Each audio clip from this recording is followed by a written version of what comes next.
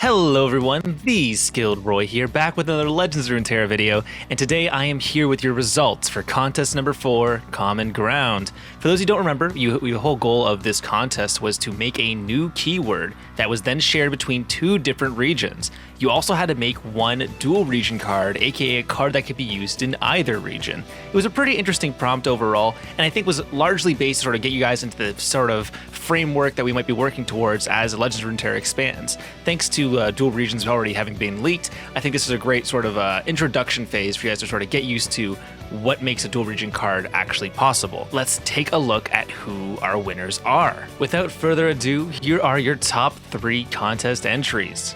In 3rd place, I honestly think that this design was something that I actually really wanted to make myself eventually. I don't think it's any secret that a lot of people know that I love alternate resource cards and alternate resource mechanics. And in fact, this mechanic in particular is very reminiscent of a region I played in Gwent called Syndicate. And of course, that is the keyword Wanted.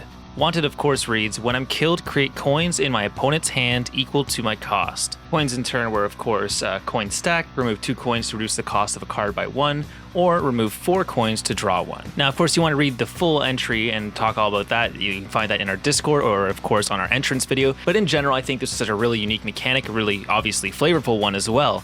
In general, I think the main thing I really enjoyed about this card was sort of adding the ability to have a secondary quantifiable resource beyond just mana. And I think coins do that really well because they actually offer 2 different variations, right? You have the value version, which is to draw a card, but then you also have the tempo version, which is to reduce cost. This allows coins to be hypothetically quite flexible depending on how you want to use them. So I think in general, I really like the concept. I think my standout card here is Baron Headhunter. I think it's a very unique card, especially how you can sort of play around with who ends up being the strongest enemy as you use the P and Z's removal spells to sort of determine where you want to go with it. Overall, I'm really impressed with this set of cards, and I think they could be expanded even further. Hopefully we'll see that soon. This was made by Hackacat. Now the next winner is one I'd hate to unfortunately give second place, if only because I know that this means I'm only going to have to say even more ridiculous shit. And of course, that is number 14, Gnarly.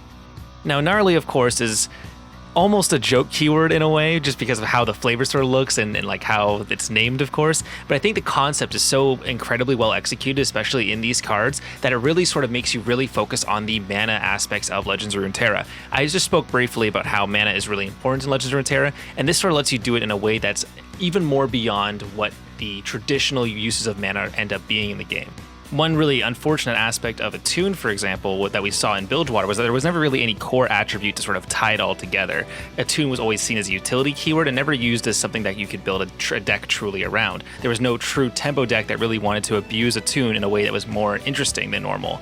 But I think that Gnarly actually lets you get to that point where Attune can actually have a really nice space because it constantly wants you to empty and refill your spell mana, and I think that's really interesting on its own concept alone. What I would love to see for this sort of keyword is a larger payout for these sort of effects. While we do have things like Sharkfin Thrill Chaser that are really sort of showing off, hey, here's a one big payoff for doing this consistently, I would love more of a dynamic flow of between, like maybe perhaps bouncing them back to your hand, resummoning them, re-blinking your attunes, sort of continuing to reset your attunes enough that you're constantly going Gnarly and going off Gnarly and having different state-based effects based on that. I think that would make the mechanic even more interesting, and I think that's truly where the mechanic can really start to begin to shine even more. This, of course, was made by Argon. And then finally, the last keyword, the first place finisher for Common Ground, was Agenda. Agenda is when you play a unit with an agenda, you pick one of its conditions from the 4 below. Its agenda effect activates the first time the condition is met, with the following variations being I strike the enemy nexus, I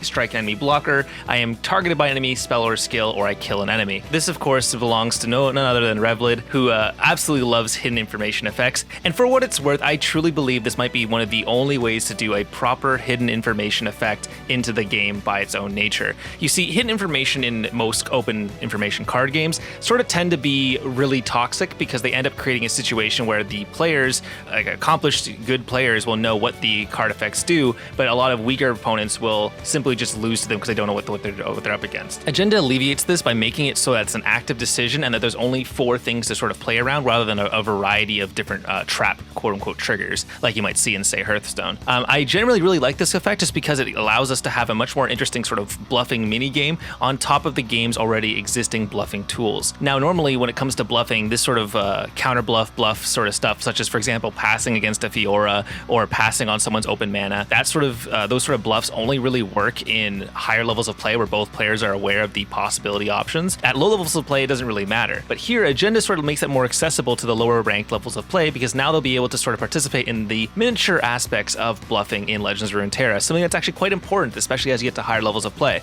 So for that reason alone, I was actually already quite happy with Agenda. But I think on top of this, the various triggers for this allow you to do so much more with it as well, and allow you to sort of create even more interesting card effects, because then it becomes like, oh hey, here's this really optimal choice for this card, but what if they think it's optimal so they actually go for the kill instead, right? Being able to read your opponent and sort of understand how they respect your tools is also very, very important. I think that's the really core attribute of the keyword that you should move forward on. And with that, that is our final winner for the contest. Thank you so much to everyone who participated in this contest. It was absolutely amazing to sort of look through all these various entries, and I think that was really, really interesting for all of us. Now, this is probably the worst kept secret in the Discord for very obvious reasons, but I think it's time to announce actually right now what contest number 5 is going to be. Contest number 5 is simply this: collaboration. You see, for the longest time, I really wanted to sort of force creators to work together to sort of create a series of cards that would all work harmoniously with each other. However, there's a really big issue with that, in that the skill disparity between various designers, as well as the availability of different designers,